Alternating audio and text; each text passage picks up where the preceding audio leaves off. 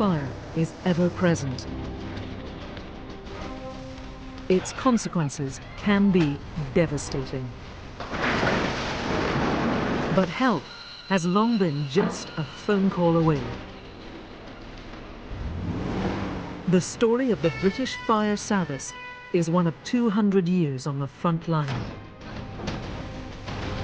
Firefighters have come to our rescue in Britain's darkest hours. I am the last surviving fireman of the Sheffield Blitz. They have continually strived to find more effective ways of fighting the flames. Imagine the men who've driven through the war being given one of these in 1949. Speed of it, the power, the acceleration. And they've submitted themselves to the most demanding discipline and training. The hook ladder, perfectly safe, as long as you remember to lean back. But modernization has brought changes. Is this really the sort of job for a girl? Well, I don't know until I've tried it. Even conflict. Stop! Stop! Stop! But above all, the story of the fire service is of how sacrifice and heroism. If it wasn't for your father's bravery, I wouldn't be standing here today talking to you. Have forged a great British institution.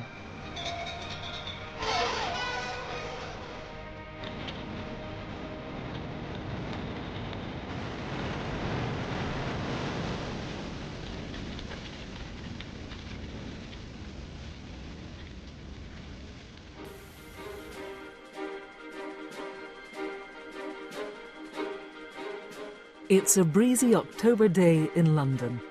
A small fire has just broken out in a building close to the Thames. A fire which will soon become an inferno. But this isn't 1666 and a flare-up in a baker's shop.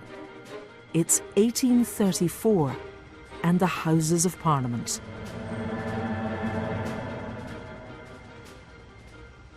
The fire at Westminster was rather unbelievably caused by hundreds of these.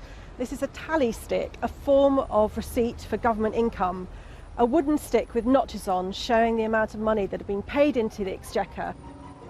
And at dawn on the 16th of October, two labourers started to burn huge cartloads full of these sticks in the underfloor heating furnaces of the House of Lords. That, over the course of the day, caused a chimney fire, and eventually at 6:30 in the evening, a huge fireball burst out of the front of the House of Lords and lit up the London skyline.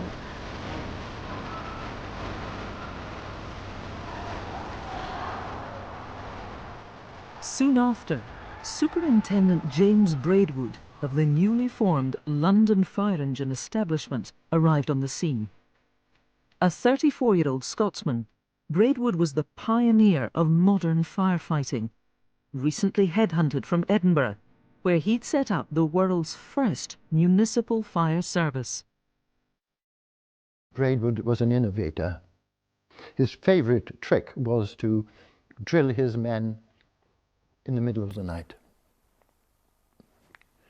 so that they could, by touch alone, find and handle their equipment.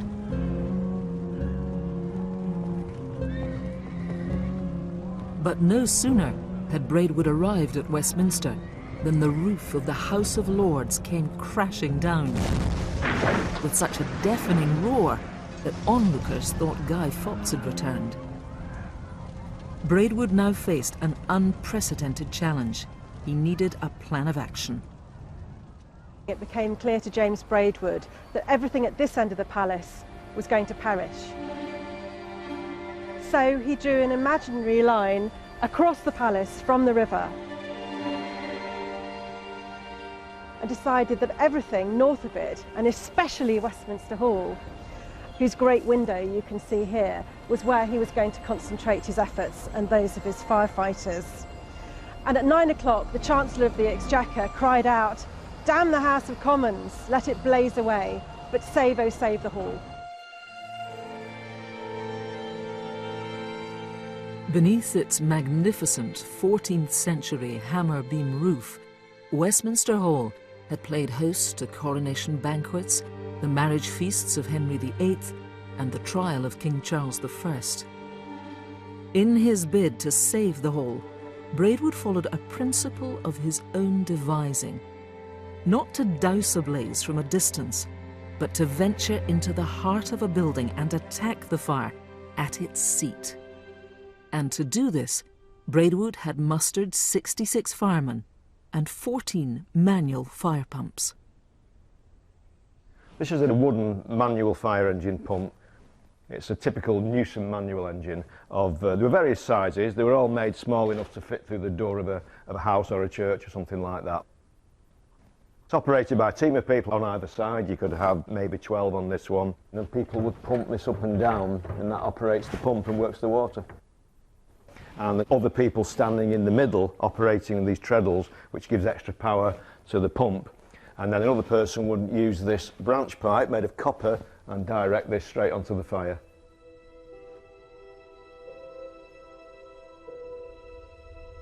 Braidwood positioned 2 of his fire pumps inside the hall and 2 outside in New Palace Yard, where the water supply was located. Because Westminster Hall is so gigantic, it wasn't possible for a single engine to get its hose from the outside water supply right down to the far end, where the fire was raging behind the Great South Window. So the fire engines joined up their hoses in a relay to pump the water right down to where the firefighters were on the ledge of the window, facing the flames coming towards them. The Westminster fire was now the biggest conflagration Londoners had seen since 1666. Hundreds of thousands turned out to watch, applauding each large burst of flame. Among the spectators were 2 of the most famous artists of the day. While John Constable recorded the unfolding drama close to Westminster Hall, in a rented boat downriver, Joseph Turner hurriedly made sketches for 2 of his masterpieces. Braidwood finally brought the fire under control just before dawn. Both Houses of Parliament had been lost, but Westminster Hall was saved and no deaths were reported. Braidwood was the hero of the hour, and yet remarkably, he had not been duty-bound to come to the rescue.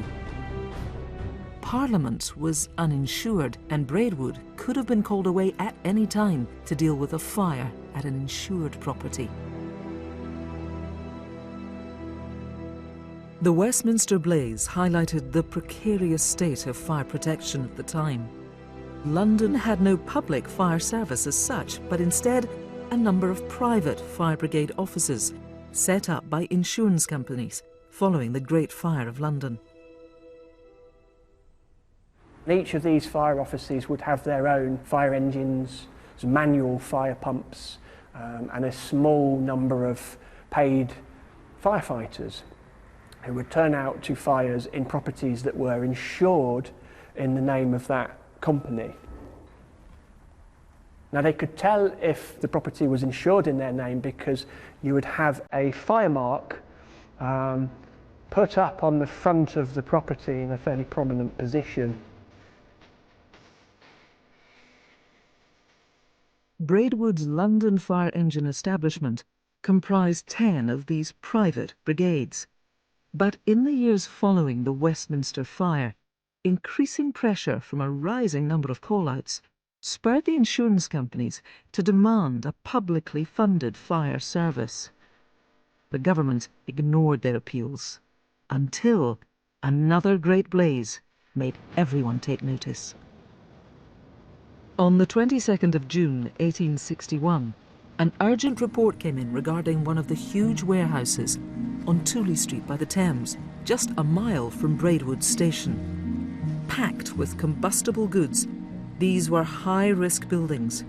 Braidwood himself had recommended the use of party walls and iron doors to act as fire breaks, recommendations that were too often overlooked or even ignored, as he would learn to his cost. As Braidwood came over London Bridge, he will have noticed two things which would concern him considerably. First of all, the tide was receding rapidly, and therefore his main water supply was dwindling by the minute. Secondly, he would have been concerned that the fire doors had been left open. By 6 p.m, the waterfront was incandescent. London Bridge had become impassable as around 30,000 spectators massed in awe of the blaze. But suddenly, explosions were heard. Amongst the contents of the warehouses were 500 tons of saltpetre, one of the main ingredients of gunpowder. Braidwood walked from Tooley Street down a narrow alley towards some of his men who were working two hose lines from the floating engines on the river. A section of the warehouse wall, measuring about 80 feet long by about 40 feet high, its integrity destroyed by the heat of the fire, was starting to bulge outwards. Then the wall started to collapse, and Braidwood ran, but was then seen to pause, as if making sure that his men were all safe. The wall fell, he was engulfed in tons of brickwork and rubble, and died instantly at the post of duty. News of Braidwood's death reached far and wide. It made one very sad, noted Queen Victoria in her diary. His funeral a week later brought central London to a standstill. Church bells throughout the city tolled a funeral peal as the cortege, which stretched for 1.5 miles, made its way solemnly to Abney Park Cemetery in Stoke Newington.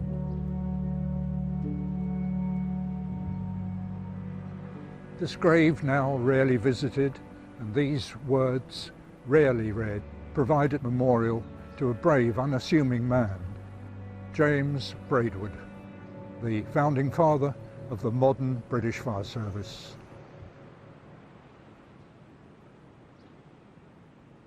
Following Braidwood's death, the insurance companies renewed their pressure on the government to create a public fire service by threatening to close down their operations. They said, you can have our equipment, we'll hand it to you willingly, but we've had enough of this.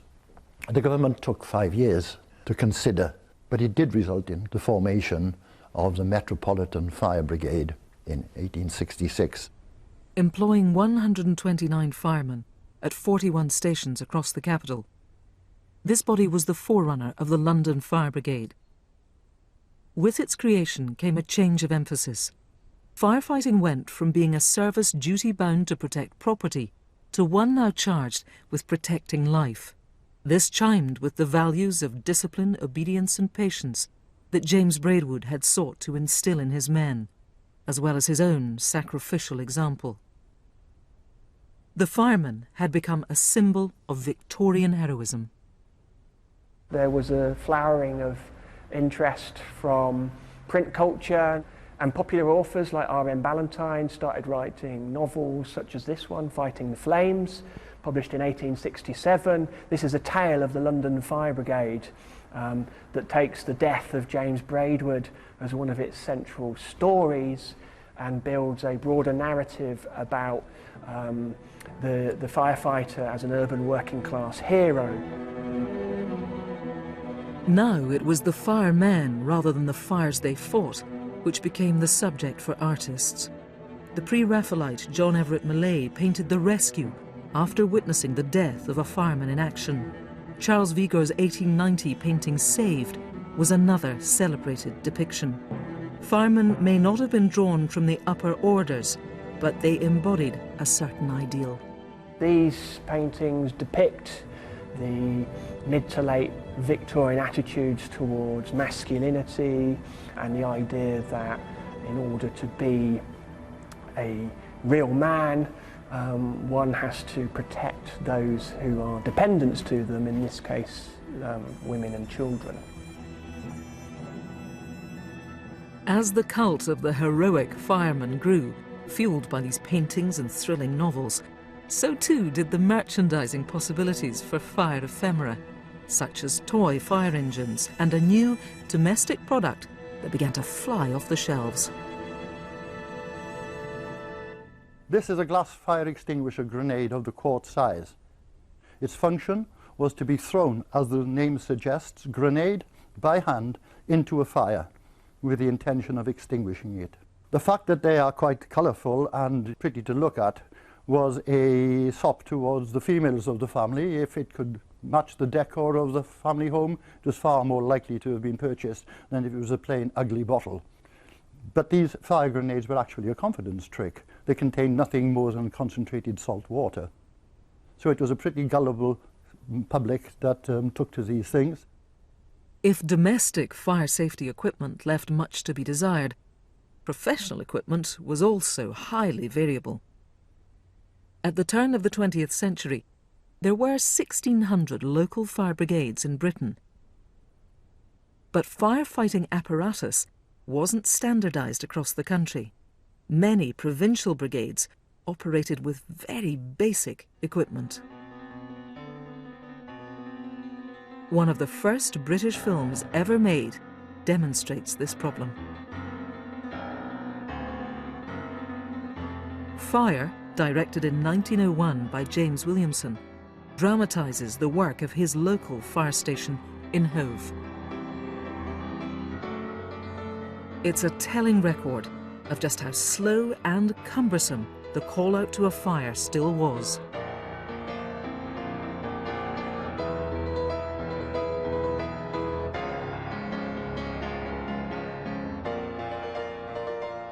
But the film also closely documents the drilled routine of a house fire rescue.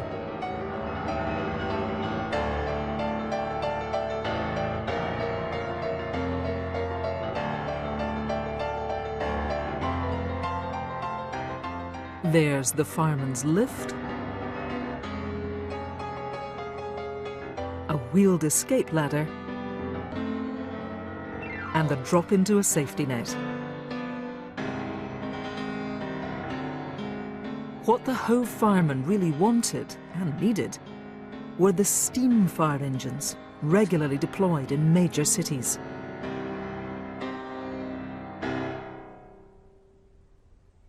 So the main feature of the steam fire engine is this boiler containing cold water which is heated by a firebox, coal-fired fire in the firebox underneath. This was lit as the thing turned out to a fire, so they'd be hurtling down the street, producing steam, 6 men clinging to it, and by the time it reached the scene, hopefully there'd be enough steam pressure to operate the pump.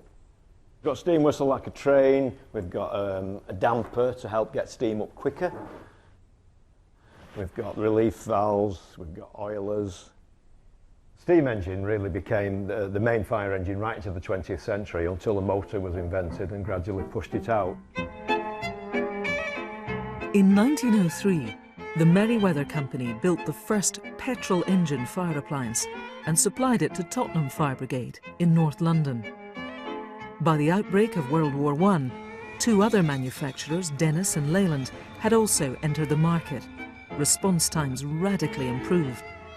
But as road speeds increased, the safety of the firemen themselves, often kitting up as they clung on to the sides, became a serious issue. It wasn't until 1933, when Dennis introduced its New World model, that fire crews were seated inside for the very first time. The last word today is an engine with a totally enclosed, streamlined body, designed by Major Morris, Chief Officer of the London Fire Brigade, and the LCC are justly proud of it. The storage space for the equipment is considerably greater than the older type, and twice as much hose can be carried. A powerful turbine pump is capable of delivering 800 gallons of water a minute. But as Europe slid ever closer to war during the 1930s, it wasn't just a question of having the right equipment, but of having the right number of firemen. It was the Spanish Civil War, really, and the bombing of Guernica that brought home to the government the inevitability of aerial attacks in any future conflict. So it was from that point onwards, really, that the government started to prepare the fire service for a wartime footing. To boost the number of available firemen, in 1938, the government created the Voluntary-Based Auxiliary Fire Service, or AFS. And the first recruits were sent out with the job of bringing in more volunteers to swell the ranks of the new auxiliary fire service. Women made up a third of their number, employed as fire watchers and drivers, and to help manage the communications network. Initially, when these new recruits were imposed upon a professional fire brigade, they viewed them as amateurs. The first bombing raid changed that.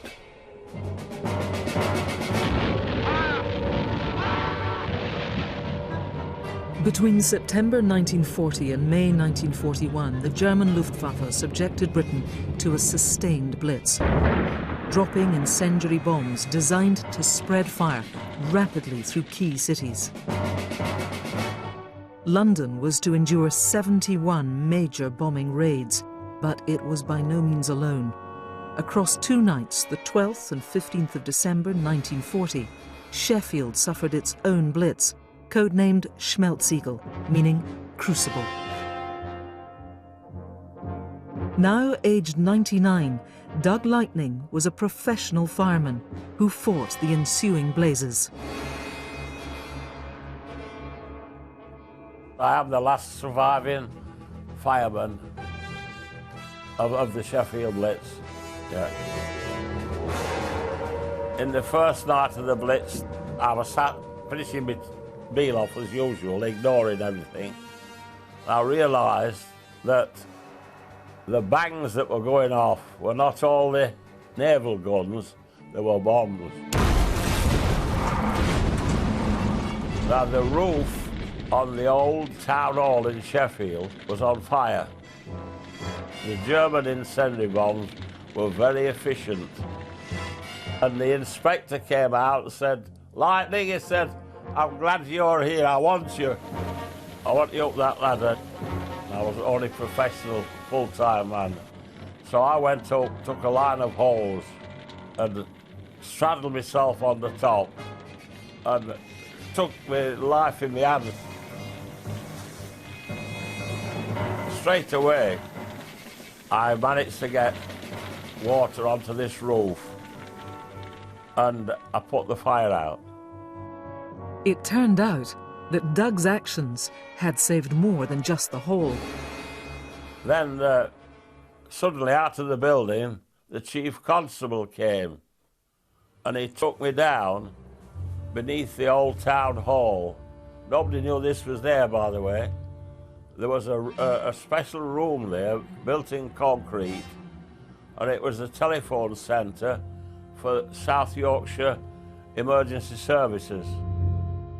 And he said to these people, "This fireman has put the fire out, so you're quite safe now." And I know they all cheered, and they brought me a cup of tea. You remember these daft things, don't you? But saving the old town hall was only the beginning of what would be a very traumatic night. A bomb had dropped in Queen Street, and these out-of-town firemen that I took charge of, they come running to me and they said, "There's a fireman and he's in a doorway up there." I said, "I'll go and have a look at him." But there wasn't much to say really, because the shrapnel had just chopped him into pieces, more or less. And that was very sad, that was, because afterwards you think a lot about that kind of thing. In all, Doug would lose 7 of his colleagues that night. And by the end of Sheffield's Blitz, the bombing had claimed nearly 700 lives and destroyed large tracts of the city. It's difficult to put it all in proportion, but I did realise afterwards, and I've realised since, there were times when I was really scared.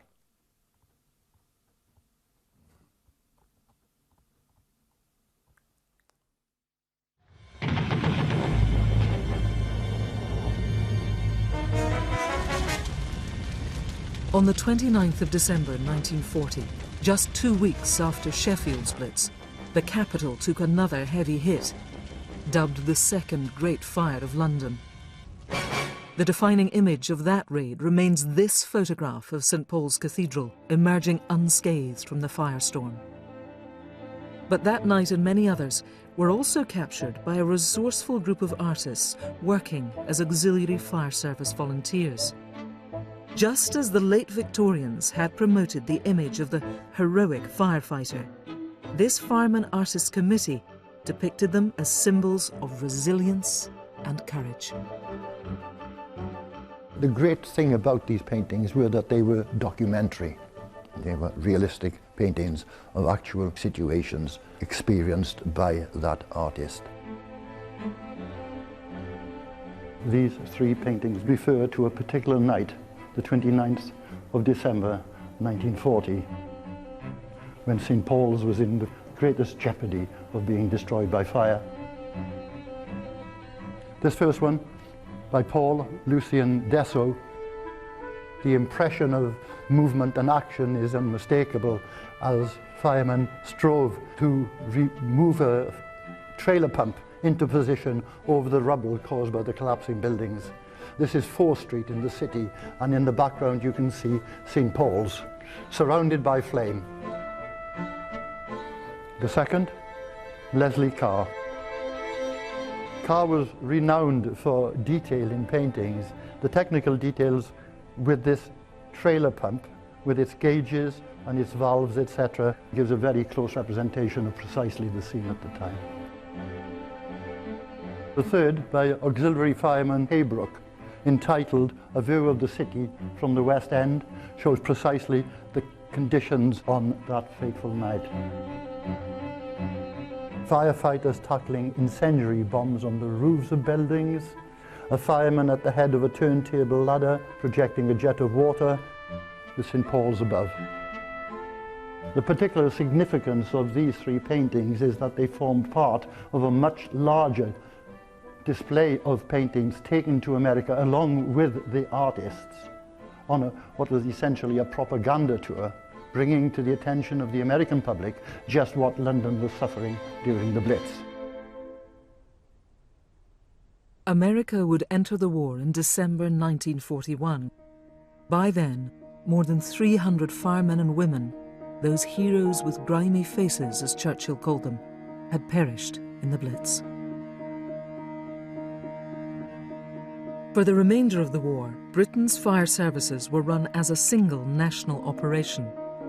After the war, the government returned them to local authority control. But the 1947 Fire Services Act brought in some important changes. It introduced the principle of national inspection to make sure that standards of firefighting were uniform across the whole country. It also introduced national conditions of service, so a national rate of pay, a guaranteed pension and a fixed working week. One of the main benefits to come from the 1947 Act was the introduction of better kit, and the most prized of all was the Dennis F7 pump escape fire engine.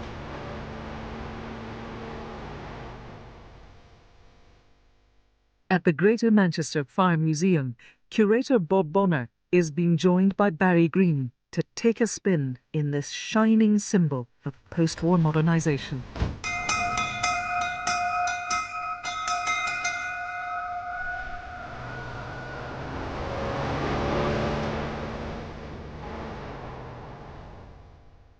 I just imagine the men who'd driven through the war and all those old relics being given one of these in 1949. What they must have thought. They must have thought they'd landed, you know. Right. It would feel like luxury. Yeah. And the speed of it, compared to the old vehicles, the power, the acceleration. Fitted with a 5.7-litre Rolls-Royce engine, the Dennis F7 could hit a top speed of 60 miles per hour. It came complete with breathing apparatus, a 50-foot wheeled escape ladder, and a pumping capacity of up to 1,000 gallons per minute.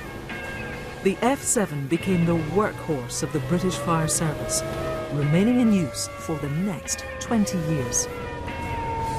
One of the first fire engines I rode was one of these. Remember that trick where we used to follow the previous fire engine by looking for the water on the road? Aye. Don't do that now, do they? Well, I don't know. They don't seem to leak like they used to do. No, I don't think they do, but I found my way to many a fire by following the water trail of the previous engine. Absolutely. But the sounds and the smells of this and the comfort or the discomfort are all bringing it all back to me, I must say. This is the classic Dennis though, isn't it? I mean, this was the state of the art and just after the Second World War, wasn't it? The Dennis F7. But for all this modern firefighting equipment, the 1947 Fire Services Act also made provision for crews to be deployed to non-fire-related emergencies.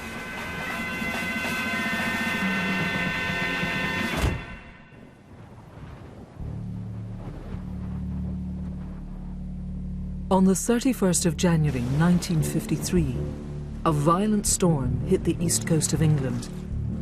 It created a tidal surge which would force 30,000 people to flee their homes and result in more than 300 deaths.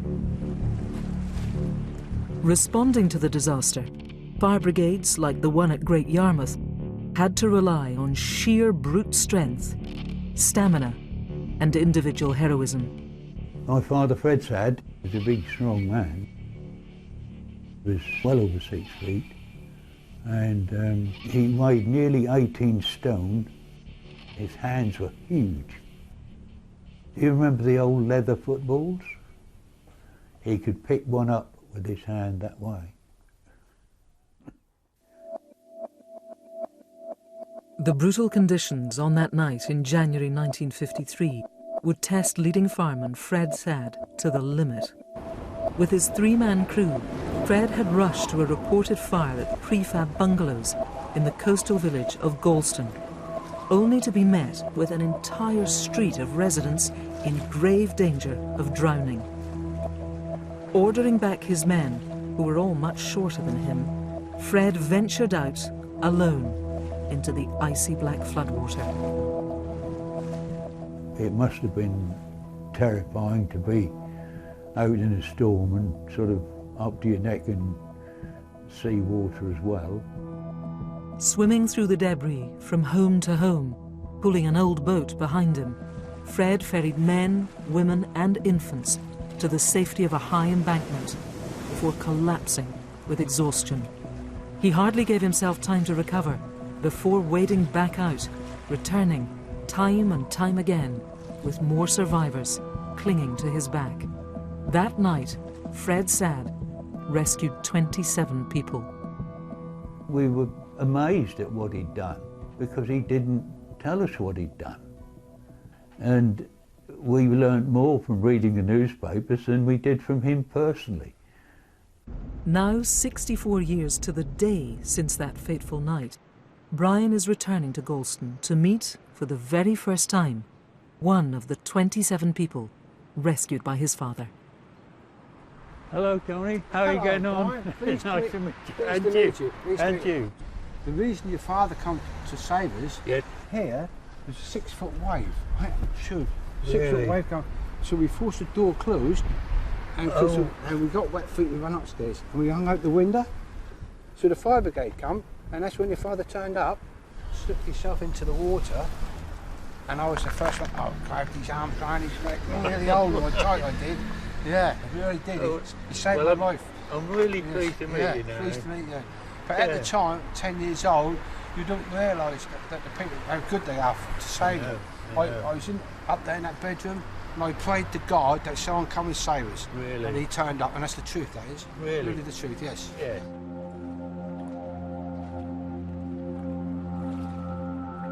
The people next door were really big people, and he carried them out as well. Really? Yes, yeah. Oh, right. I think there were 6 people he saved now, or 7 Really? people. Yeah. And he went in one by one and put them out on his piggyback, and the water was up to his chest. That must have been so cold. Oh yeah, freezing. That was absolutely freezing. I can imagine.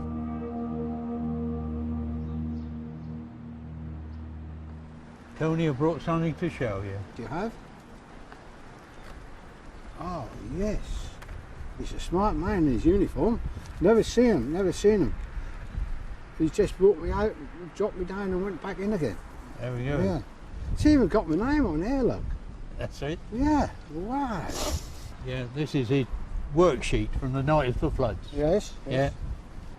Very good of him to do what he done, That's though. right. If it wasn't for your father's bravery that night, I wouldn't be standing here today talking to you. To his surprise, Fred Sabb became a post-war equivalent of the heroic fireman in Victorian popular culture, as he was put on a par with Dan Dare in the pages of Britain's leading comic for boys. This is a copy of the comic Eagle, which contained a story about my dad. Well, when we saw it, we were quite pleased and quite proud in a way. It's called Only the Brave, and we thought it was done quite nicely, really. Picture of him carrying people from the floods and swimming away and collapsing for a while afterwards, and then going back and rescuing one or two more. You're the bravest man I know, Fred, sir. You ought to get the George Medal. And sure enough, 2 months later, he did. He was very excited to learn that he'd won the George Medal. Absolutely delighted, really. Didn't show it, of course, but I knew he was.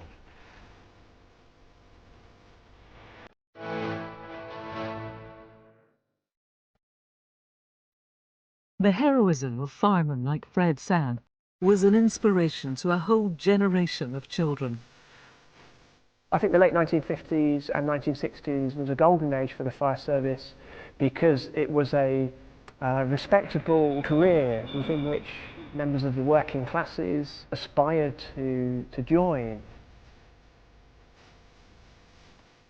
People like Bob Bonner, who signed up in 1966. I suppose like every boy I was absolutely fascinated by fire engines and firemen, but even more so because of my dad's connections as a wartime fireman and his enthusiasm that really bubbled over. And when it came to the possibility of it being a career, I started to realise that might be something for me. And there was a scheme, a cadet scheme for 16-year-old boys, which I was very lucky to be recruited into.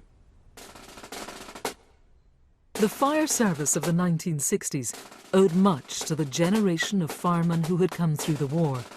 Discipline, regimentation and obedience were the order of the day, as Rong Long found when he joined up in 1963. Training on stations involved a regime of drills.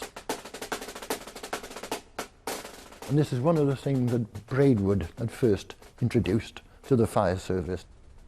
A group of men working in concert with one another, each of them knowing what his function was and performing it.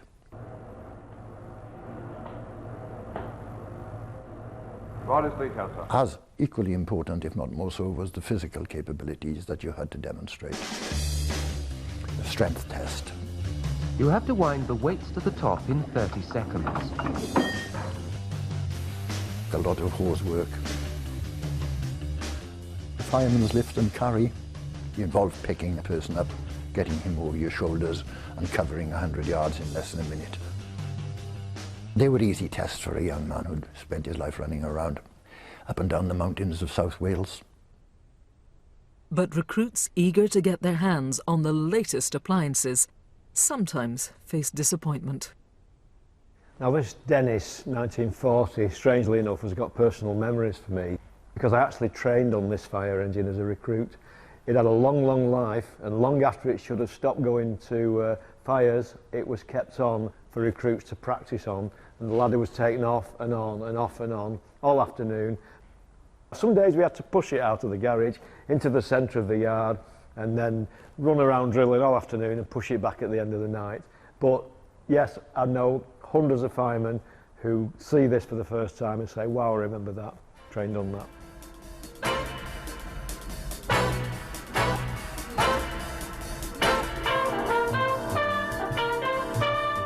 Part of that training, not only using ladders in the conventional sense of the ladder you'd prop up against the building, but of course the hook ladder. It was a ladder that was just 4 meters long. You take another from a companion below, hoist it above, stick it through a window, and by that method you could progress up the outside of a building. Looked hazardous, perfectly safe, as long as you remembered to lean back. Leaning back stabilized that ladder and made sure it was nailed. More rigorous training and the introduction of new equipment were transforming the service, but these changes couldn't come fast enough. During the 1960s, the number of house fire deaths in Britain rose steadily, from around 400 to more than 700 per year, and a series of high-profile incidents raised serious questions about the public's awareness of fire safety and Britain's approach to fire prevention. In May 1961, a fire broke out at a nightclub in Bolton called the Top Story. There were no fire extinguishers on the premises, and the only means of escape were windows 8 floors up. 19 people perished. Fire brigades were subsequently granted new powers to inspect clubs and issue licenses. We have a thing in this country called stable door legislation, whereby it takes a disaster or a tragedy to focus the authorities' minds on bringing in safety measures. But it needs the high-profile stuff to shake people up. It's the way it seems to work. On Boxing Day 1969, 11 people died at the Rose and Crown Hotel in Saffron Walden, in a fire thought to have been caused by an electrical fault. People hanging out shouting, there was smoke pouring out of all the windows, black smoke, you just couldn't see them properly. You're just looking up and the Rose and Crown is just on fire, you know, flames shooting up everywhere. The fire at the Rose and Crown was the worst hotel blaze in modern British history. It led directly to the Fire Precautions Act of 1971, which required public premises sleeping more than 6 people to be issued with a fire certificate.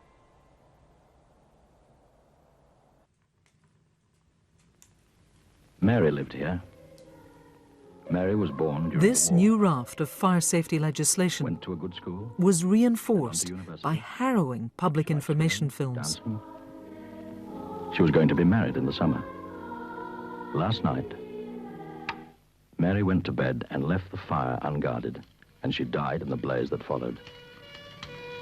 Tonight, before you go to bed, fire guard your home.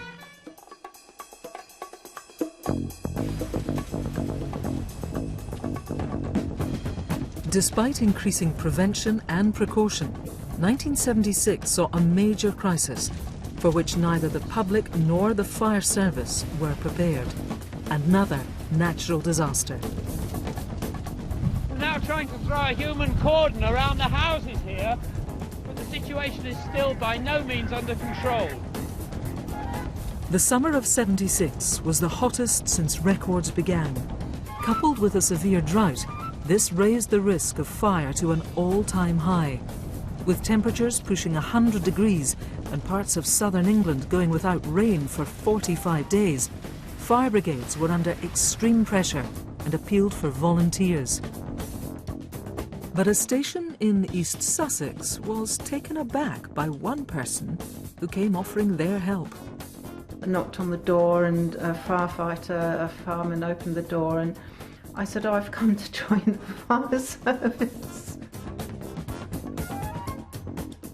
Anyway, I could hear in the background this phone call. What? Despite this initial surprise, Mary Joy Langdon was quickly enlisted as Britain's first female firefighter and sent out to battle the blazes. We didn't beat them out, as I had in my head that we would. We used a hose.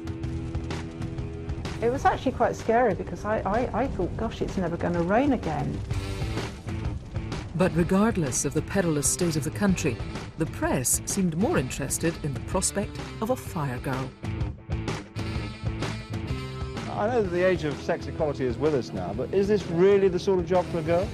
Well, I don't know until I've tried it. They've accepted me, so perhaps they think it is. There were a lot of reporters there, and there were cameramen there. I mean, it was all a bit overwhelming for me. You know, my parents say, "It's coming on the television now," and I'd run out the room. Will they be making any concessions for your sex? Will you be doing all the jobs, or will there be some that you don't do? Well, as far as I know, there's no concessions whatsoever. But, you know, I'm just one of them. In the fire service, you work as a team, so there cannot be a weak link. You have to be able to trust every firefighter with your own life.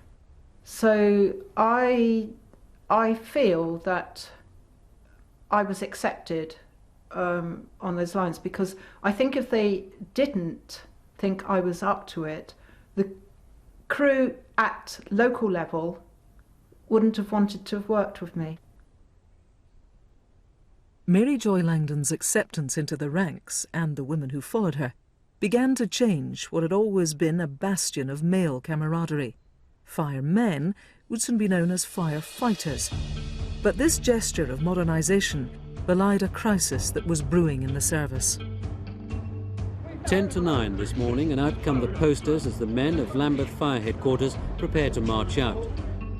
Firefighter pay had drifted away from the police.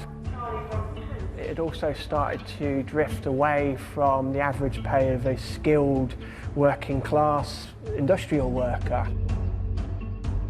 After many years of frustration, Fire Brigades Union feels that the strike is its last resort. Throughout 1977, there was growing dissatisfaction with the Labour government's proposals to reduce firemen's wages to 3/4 of the average pay. The Fire Brigades Union demanded a 30% pay rise, as well as a 40-hour working week, but with no resolution in sight, firemen downed their hoses. The first ever national firefighters' strike began on the 14th of November 1977 and continued through the harsh winter. But a minority refused to take part, creating divisions in once tightly knit teams. You realise no one will work with you after this is over? Hold on. So you'll be looking for a job? According to this is not the official ticket line. It is official ticket line. No. There were certain people, including myself, that weren't for the strike, that believed that we were in an emergency service and our duty was to respond to emergency calls. Ticket line. Down the first one, we'll have to see what's going on, because I don't know. Well, any one of you mates are coming down the train. I remember having to go up to the station on a few occasions where there was a picket firefighters there, and then taking a fire appliance out, they'd be standing there with their placards, and as you went into the station they would be shouting abuse at you. Stop! Stop! More than 20,000 troops were brought in as emergency cover, with a fleet of 850 former auxiliary fire service engines, the famous Green Goddesses. There was ardent opposition in the media, with some newspapers warning firemen that any shred of public sympathy would soon go up in smoke.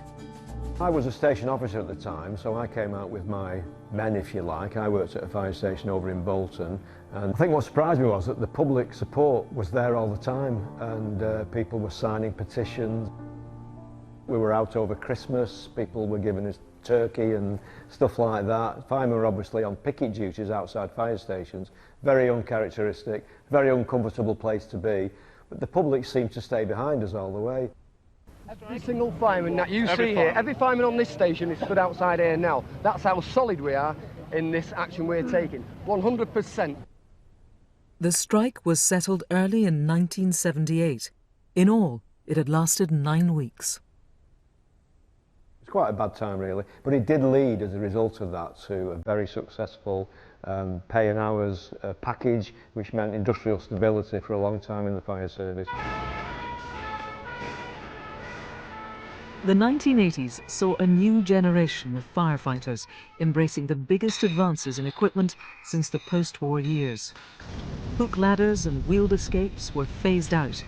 In their place, trainees got to grips with new technology, such as thermal imaging cameras and hydraulic cutters, nicknamed the Jaws of Life.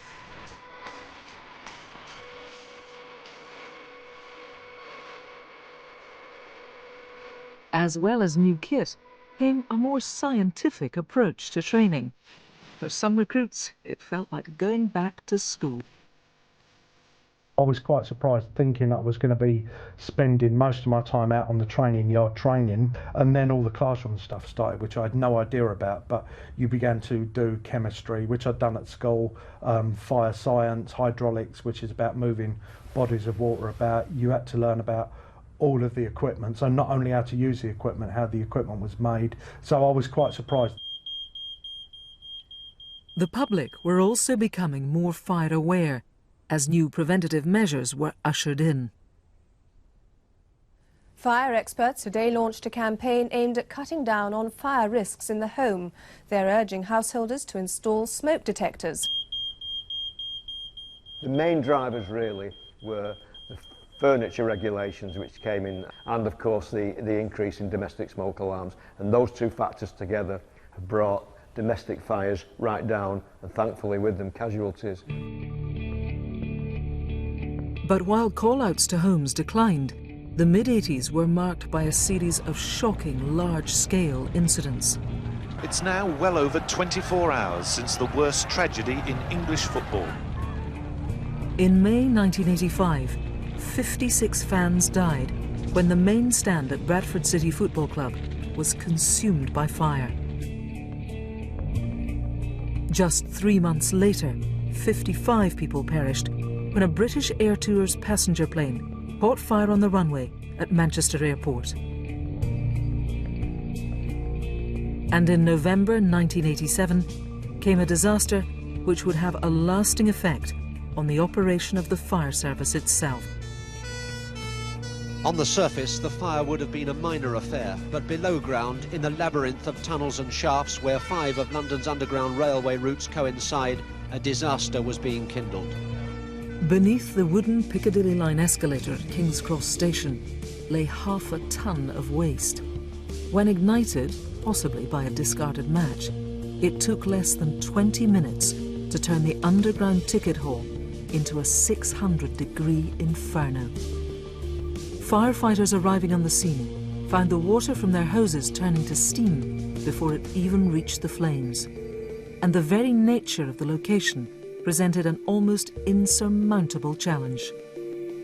Horrendous, one of the worst fires I've been to for many years. Any fire underground is horrendous to a firefighter. There is no ventilation, we need to take our own lighting down there. We're working in very hot, difficult conditions. We have to do everything with breathing apparatus on.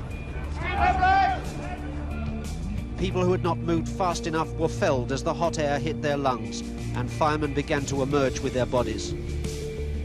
That night, 31 people lost their lives, including one of the first firemen on the scene, Station Officer Colin Townsley, who was found close to the body of a woman he had stopped to help. The reality of what firefighting was came home that night. A week after the King's Cross fire, we came in off duty for the funeral of Colin Townsley. Firefighters' funerals are always well attended by other firefighters, but this had been a real big media event and probably the biggest funeral that London Fire Brigade had seen since Braidwood in 1861. Following the King's Cross tragedy, the equipment issued to firefighters nationwide was overhauled. When I first joined the job, we were still wearing the fire kit that people had worn for decades before that. That give you no fire protection at all. You know, I've got scars on my arms from an ember going down my sleeve early on in my career, and as a result of King's Cross, the programme to update firefighters' equipment was brought forward. Firefighters were provided with new fire-resistant coats and leggings giving them substantially increased body protection. What really made the difference is when you got a big fire, an event in a fire where you had a massive expansion of fire, where previously firefighters would have been badly burnt, they had a lot more thermal protection from that equipment than we had previously for generations. In nearly 30 years since King's Cross, over 50 British firefighters have died on active duty. However, no subsequent fire on mainland Britain has claimed civilian lives on such a devastating scale.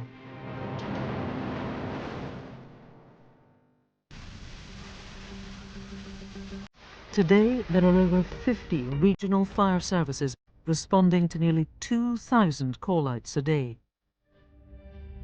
Increasingly, fewer of these are to actual fires. Recognising this, in 2004, the Fire Brigade was officially renamed the Fire and Rescue Service. That word rescue that really underlines the work that the modern professional firefighter does today. They respond to road traffic accidents, they respond to floods, they provide first responses to terrorist attacks like the 7/7 bombings. They save lives to the point that they are often seen as a humanitarian emergency service by many people today.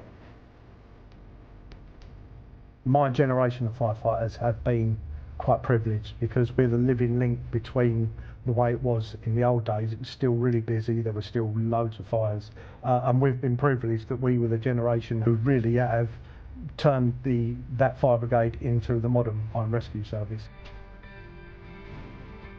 150 years after his death, the pioneering James Braidwood might be bewildered by the range of services firefighters perform and the state-of-the-art equipment they use. But he would surely still recognise the values that he sought to instill in his own colleagues. The thing about the fire service, it's a team job and you feed off each other. You've got to rise above the emotional aspects of it, but it's still there. You're not hardened to it, you're not unfeeling, but you have to be able to be professional about it, and being a member of a team really helped that. Given the opportunity, I would, definitely do it again. I have been responsible for saving people's lives, which is a big privilege.